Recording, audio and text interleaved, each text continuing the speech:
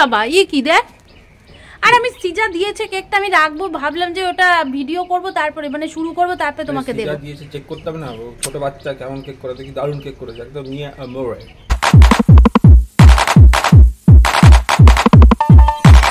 Hello everyone, তোমাদের সাথে আজকে কিন্তু বিষ্ণুপুরের একদমই শেষ ব্লগটা শেয়ার করছি। আসলে আমরা চলে এসেছিলাম লাস্ট লোকেশন একদম গনগনি পিকনিক স্পটে, যেটা কিনা পশ্চিম মেদিনীপুরে।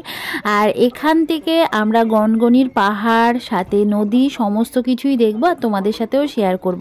খুবই সুন্দর ছিল জায়গাটা, কিন্তু জায়গাটায় তোমরা কিন্তু গরমকালে যেতে পারবে না, এত প্রচণ্ড গরম।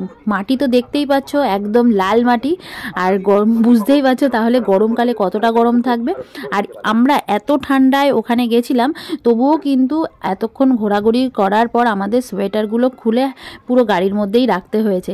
এখানে কিন্তু তোমরা চাইলে শীতকালে পিকনিকও করতে পারো। আর এই ওপরটার থেকে এই যে জলটা বয়ে যাচ্ছে নদীটা, দেখতে এত সুন্দর লাগছিল।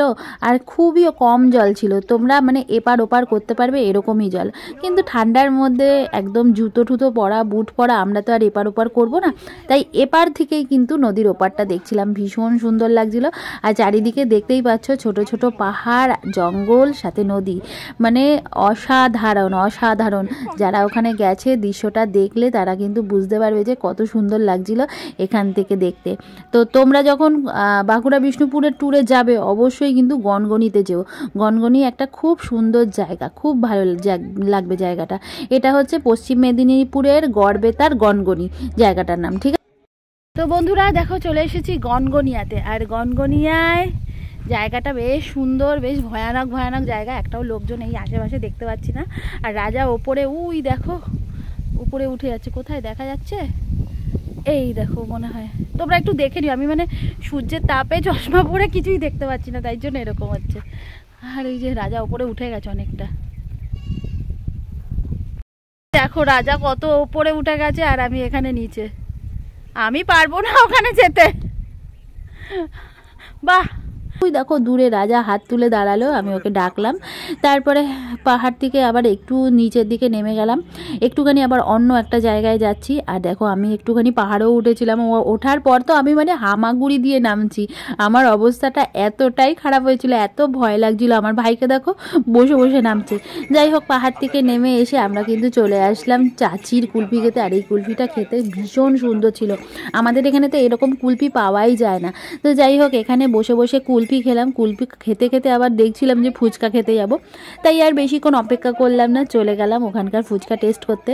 আর ফুচকা আর আইসক্রিম দুটো খাবারই কিন্তু আলাদা আলাদা সুন্দর একটা করে ভিডিও ফেসবুক পেজে পোস্ট করেছি, তোমরা চাইলে সেটা দেখে নিতে পারো। আর এখানকার ফুচকা কিন্তু বেশ ভালো ছিল, একদম খচমচে ফুচকা ছিল। যাই হোক, ফুচকার কথা বলতে গিয়ে এখনই আমার জিভে জল চলে আসছে। আর এখানে এত গান বাজনা হচ্ছিল যে আমি আলাদা করে আর ভয়েস দিতে পারিনি, তাই ভাবলাম যে না থাক, বাড়ি গিয়েই ভালো করে ভয়েস দেব আর তোমাদের সাথে সুন্দর করে একটা ভিডিও শেয়ার করব। খাওয়া দাওয়া হওয়ার পর আমরা উঠে গেলাম আবার গাড়িতে, গাড়ি করে চলে আসলাম প্রায় তখন এই 1:30 মতন বাজে। তো একটা হোটেলে বসে পড়লাম, এখানে এবার খাওয়া দাওয়া করব। দুপুরের খাওয়া দাওয়া সেরে আমরা বাসে উঠবো। তো ওখান থেকে বাসে উঠে তারপরে আমরা বাড়ির দিকে ফিরছি। আর বাসে দেখো আমি আর মাসি পাশাপাশি বসেছি, মেশো সামনে বসেছে, আর এই যে কাকুও সামনে বসেছিল, রাজা আর ভাই পেছন দিকটায় বসেছে। তো এখান থেকে আমরা চলে যাচ্ছি পুরো একদম তারকেশ্বর। তারকেশ্বর থেকে তারপরে আমরা ট্রেনে উঠে শেওড়াপুলি আসবো, শেওড়াপুলি থেকে ব্যান্ডেল, তারপর ব্যান্ডেল থেকে নৈহাটি, আবার নৈহাটি থেকে শ্যামনগর। তাহলে বুঝতে পারছো কতগুলো ট্রেন চেঞ্জ করে আমরা বাড়ি আসবো। আর এই যে এখন নেমে গেছি হচ্ছে নৈহাটিতে, তা নৈহাটি থেকে মাসিরা চলে যাবে হালিশহর, আমরা চলে আসবো শ্যামনগর। তো মাসিদের টাটা দিয়ে দিলাম। তো সেই দিন আর আমার মানে ব্লগ করার মতন মোবাইলে চার্জই ছিল না। তো যাই হোক, পরে একটা পাওয়ার ব্যাংক কিনেছি জানো তো। তো এই যে মাসিদের টাটা দিয়ে আমরা বেরিয়ে গেলাম পরের দিনের ব্লগে। বাবা কি দেখ। আর আমি সিজা দিয়েছে কেকটা আমি রাখবো, ভাবলাম যে ওটা ভিডিও করব তারপরে মানে শুরু করব তারপরে তোমাকে দেব। সিজা দিয়েছে চেক করতে হবে না, ছোট বাচ্চা কেমন কেক করে, দেখি দারুণ কেক করেছে একদম নিয়ে মোরে। বাহ দেখো, হ্যালো বন্ধুরা, মেরি ক্রিসমাস। তোমাদের সাথে নতুন একটা ব্লগ নিয়ে হাজির হলাম। আর এই দেখো আমার ছোট্ট সৃজা মানে আমার স্টুডেন্ট আমাকে কেক বানিয়ে আমাদের বাড়িতে দিয়ে গেছে। তোমরা তো সৃজাকে অনেক ভিডিওতেই আমাদের সাথে দেখেছো। তো এই যে কেক বানিয়ে দিয়ে গেছে। আর খেতে কেমন হয়েছে এটা ওর স্যার বলবে। বলো কেমন হয়েছে কেকটা খেতে? দারুণ। আর এই যে সত্যি খুব ভালো হয়েছে। চলো জানলা দিয়ে সৃজাকে একটা কংগ্রাচুলেশন জানিয়ে আসি যে ও খুব ভালো একটা কেক বানিয়েছে। চলো চলো, আমার ঘরের অবস্থা এখন দেখো না, কারণ কালকে ঘুরে এসেছি, খুব নোংরা আছে। তো জানলা দিয়ে সৃজাকে ডাক দিই। এ সৃজা, কোথায় সৃজা? এদিকে তাড়াতাড়ি। ফোকাস নিচ্ছে না কেন? এই ফোকাস নিয়েছে। তাড়াতাড়ি, অপেক্ষা করে আছি। এদিকে আয় আয় আয় তাড়াতাড়ি আসো। এই যে সৃজা, এই মা এইটাকে, এটা তো সৃজা না, এই পুচকিটাকে আবার। হ্যাঁ পিপি কোথায়? পিপি লাজু আছে। হ্যাঁ লাজু আছে। এই দেখো কাকিমা আবার কি নিয়ে আসছে এগুলো।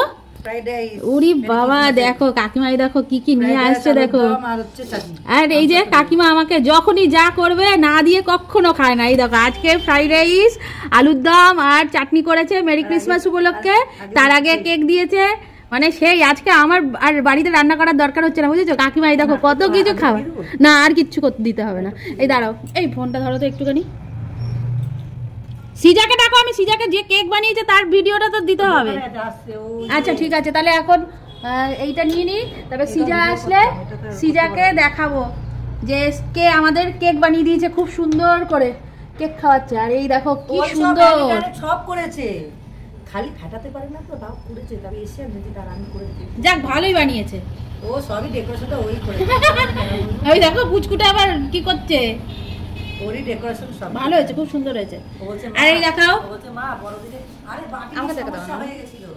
এই দেখো, বাকি দেখো কি সুন্দর লাগছে কাকিমা। গন্ধটা দারুণ হয়েছে কাকিমা। আমি কিন্তু কোনো কিছু মুখে দিইনি, কিন্তু জানি না কি হচ্ছে। ঠিক আছে, যা আছে আছে, দেখেই ভালো লাগছে, যখন খেতে আরো ভালো হবে। সৃজা তখন ছিল না, তাই এখন এসেছে, আমাকে ডাকলো আর আমি ওকে ডাকছি। এই যে সৃজা, যে কিনা সুন্দর কেক বানালো আর আমাদের খাওয়ালো, সত্যি সুন্দর হয়েছে। এই নাও তোমার মেরি ক্রিসমাস উপলক্ষে উপহার। Thank you. চলো বাদামের খাজা খাও আর এনজয় করো, ঠিক আছে? টাটা, ঘরে অনেক কাজ আছে, কাজ বাজ করি গিয়ে। যাই হোক, তোমাদের আর সেদিন রাত্রে ভিডিও শেষ করতে পারিনি, তাই জন্য ভাবলাম সকাল থেকে আজকে আবার একটুখানি ভিডিওটা করে শেষ করে দিই। এই যে এত জামা কাপড় নিয়ে বসেছি, এগুলো কাচা ধোয়া করে মেলতে হবে, শুকাতে হবে। তো কিছু কিছু জিনিসও ঘর পুরো গোছাতে হবে। তো ভিডিওটা আজকে আর বেশি বড় করছি না, একটা নতুন ভিডিও নিয়ে আসছি খুব তাড়াতাড়ি, তোমরা অপেক্ষা করতে থাকো।